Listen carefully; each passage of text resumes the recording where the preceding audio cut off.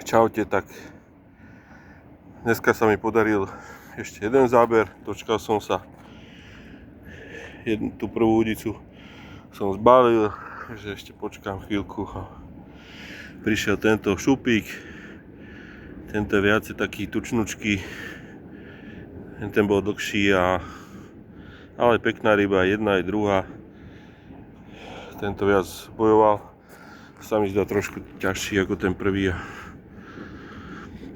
Tento zabral, popku mali rovnakú, to skúšam boilies. To bola ten orange čokoláda od Ringieru a od Fiedermanie som teraz dal tam také rozpustné boilies, s ktorým som aj predtým krmil, takže vyzerá, že ryby sú pri chuti. No a funguje to dobre, už zajtra som dával do krmenia aj trošku kukurice, tak vynechám a uvidíme, že či príde aj nejaká väčšia ryba. Tak zatiaľ sa majte, držím palce aj vám.